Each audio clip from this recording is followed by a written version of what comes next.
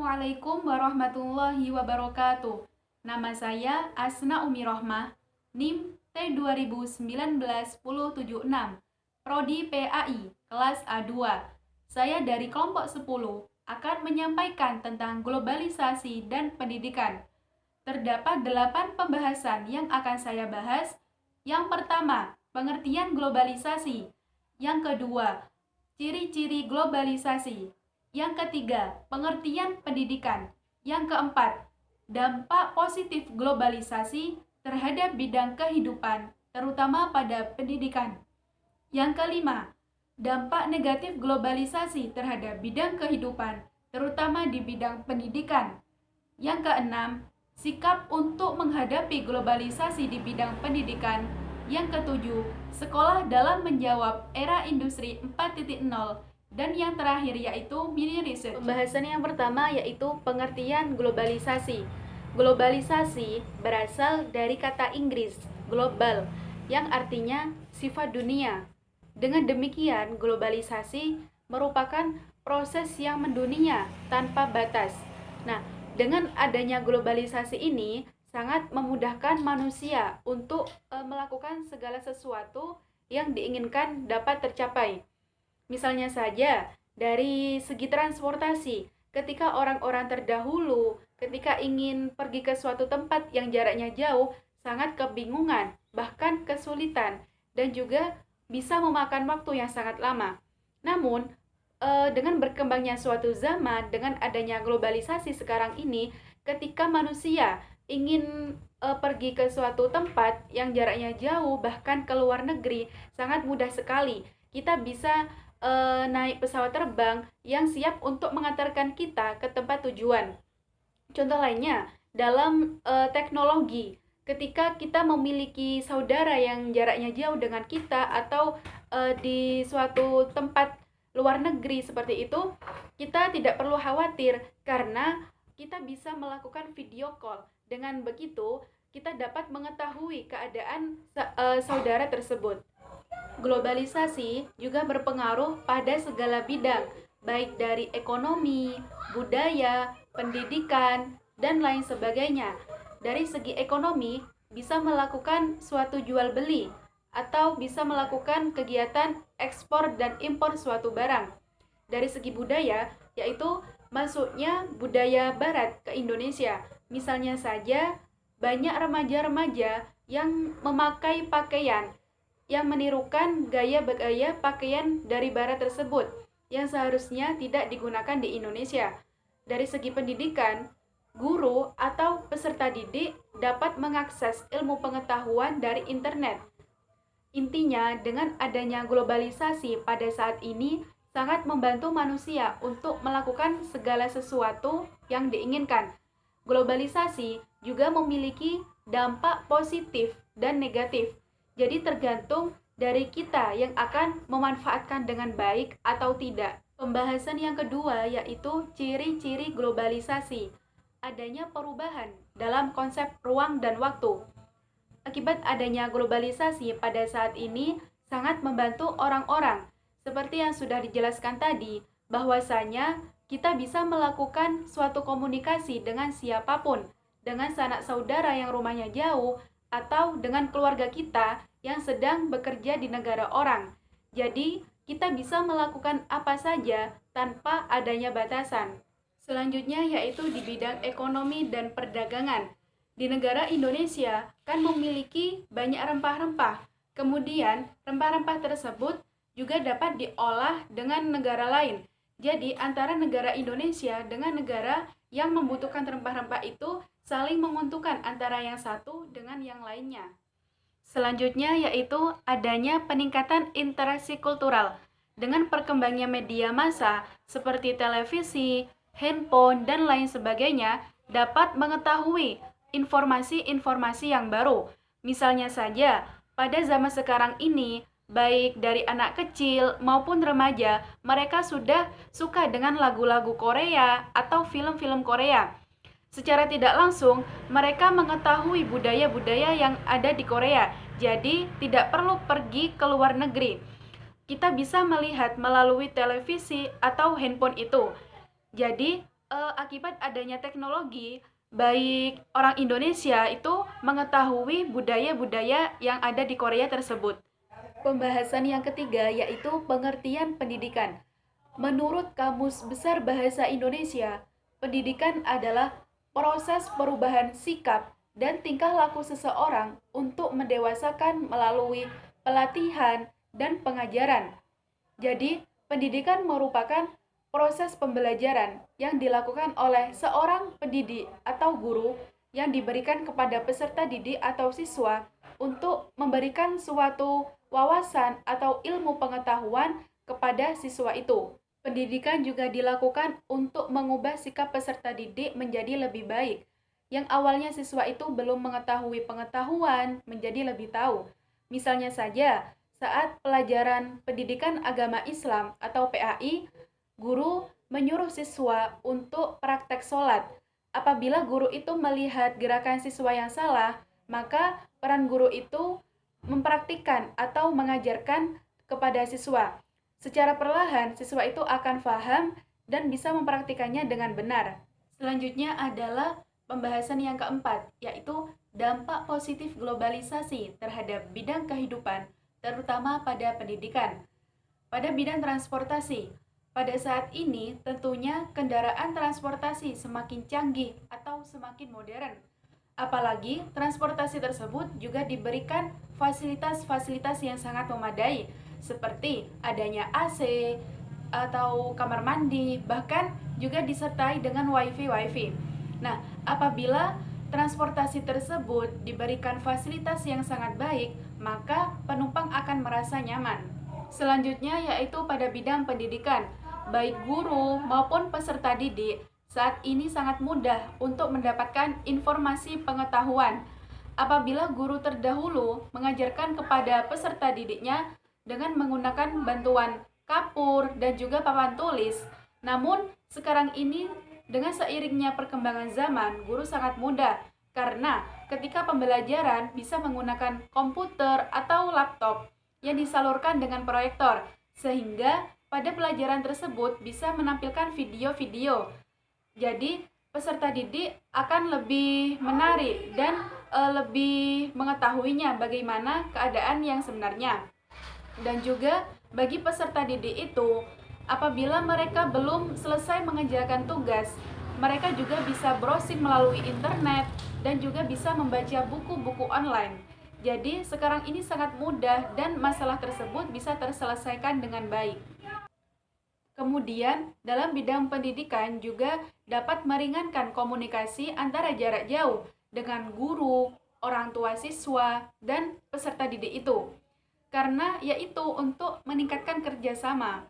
Nah, apabila di dalam kelas tersebut siswa belum memahami terkait pelajaran yang sudah disampaikan oleh gurunya, karena mungkin ada salah satu siswa atau beberapa temannya yang ramai, sehingga anak yang serius belajarnya tidak berkonsentrasi.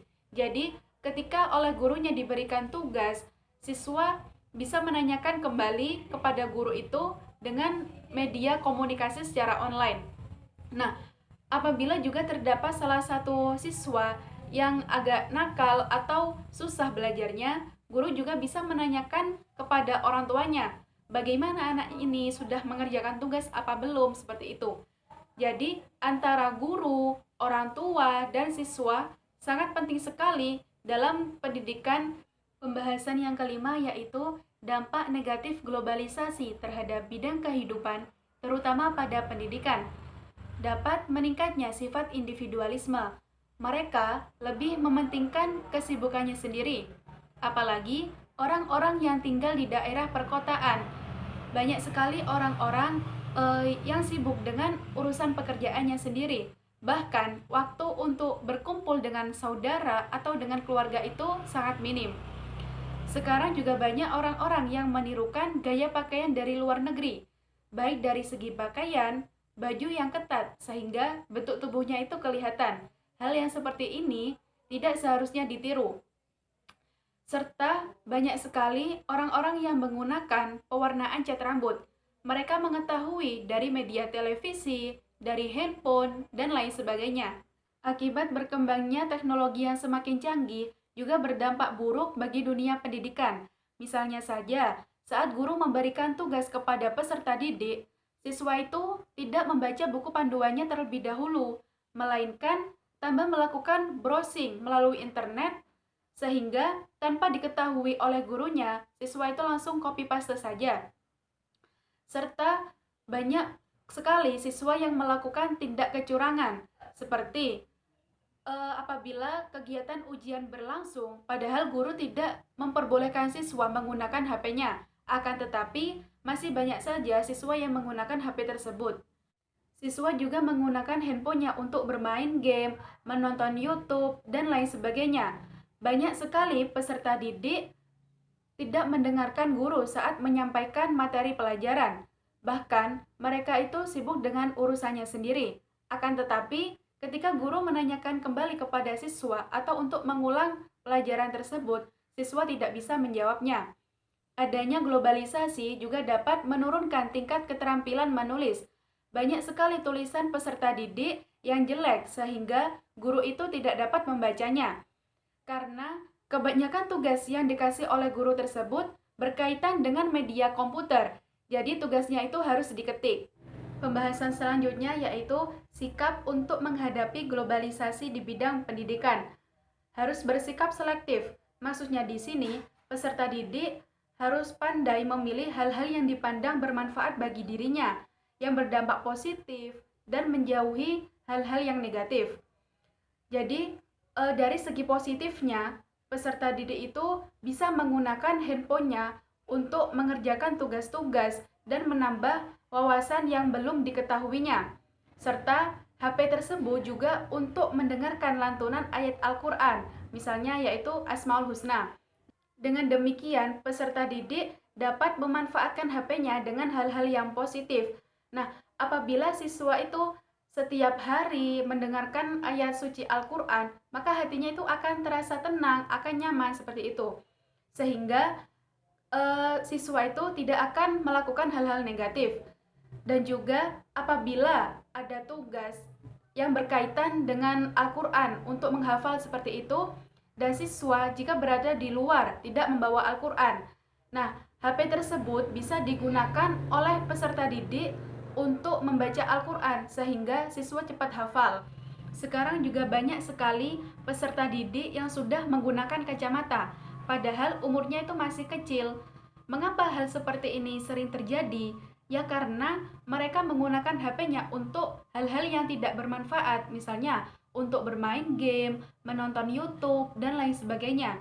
Nah, apabila hal yang seperti ini sering terjadi, maka dapat mengganggu proses belajar pada anak tersebut. Jadi gunakanlah HP itu untuk hal-hal yang bermanfaat, yang sekiranya penting atau mendesak sekali. Peserta didik juga harus bersikap waspada oleh siapapun yang belum dikenal, baik itu orang dewasa maupun anak yang seangkatan. Mengapa hal seperti ini harus diperhatikan? Karena banyak sekali siswa di sekolah itu yang tidak dikenal bisa chattingan dengan orang-orang lain. Mereka chattingan melalui Facebook, WA, Instagram, dan lain sebagainya. Nah, tanpa disadari, orang itu bisa mengajak ketemuan dan bisa juga melakukan tindak kejahatan. Jadi, hal yang seperti ini harus diperhatikan oleh peserta didik. Oleh karena itu, peserta didik harus benar-benar bisa memanfaatkan teknologi tersebut dengan sebaik mungkin. HP itu bisa digunakan untuk mengabari atau memberi informasi kepada teman yang tidak masuk sekolah. Jadi, siswa itu tidak tertinggal pelajaran. Nah, HP itu juga bisa digunakan untuk mencari pelajaran yang tidak ada dalam buku panduan tersebut. Nah, misalnya siswa bisa mencari buku melalui media online seperti PDF, terus e-book, dan lain sebagainya. Jadi, siswa saat ini harus benar-benar bisa menggunakan teknologi sebaik mungkin. Dan juga peserta didik itu harus tetap melestarikan kebudayaan membaca. Karena dengan membaca, siswa akan menambah wawasan ilmu pengetahuan yang baru. Pembahasan selanjutnya adalah sekolah dalam menjawab era industri 4.0. Saat ini, segala sesuatu tentunya sangat mudah untuk didapatkan melalui media komunikasi, baik orang dewasa maupun siswa yang duduk di bangku sekolah bisa melakukan jual beli secara online. Nah, dalam dunia pendidikan juga, baik itu guru maupun peserta didik, tentunya bisa mengoperasikan teknologi.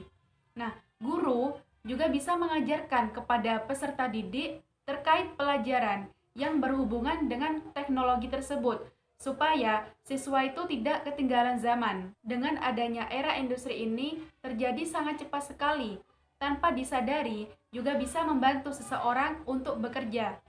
Dengan adanya aplikasi online seperti Gojek atau Grab bisa membantu guru maupun peserta didik untuk menuju ke sekolah. Oleh karena itu, guru dan peserta didik harus saling bekerja sama untuk mencapai proses belajar mengajar yang baik.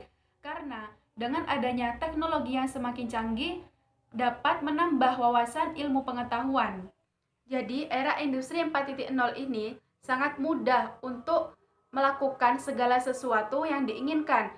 Bahkan ketika kita ingin belajar pun sekarang sudah menggunakan handphone. Dan apabila ingin membeli suatu makanan yang jaraknya jauh itu bisa tinggal memesan dan makanan itu siap diantarkan. Bahkan kita juga sangat mudah untuk mendapatkan segala informasi dan bisa melakukan komunikasi dengan siapapun.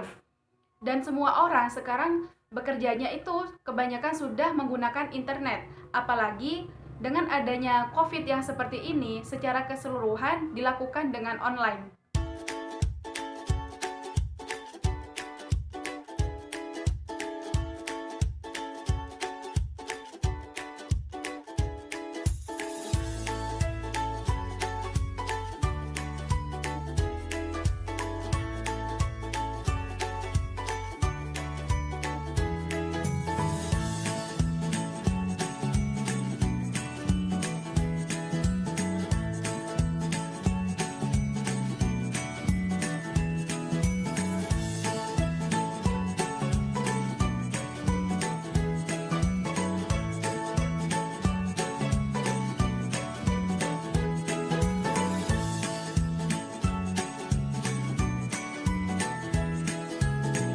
Dapat saya sampaikan, kurang lebihnya saya mohon maaf. Wassalamualaikum warahmatullahi wabarakatuh.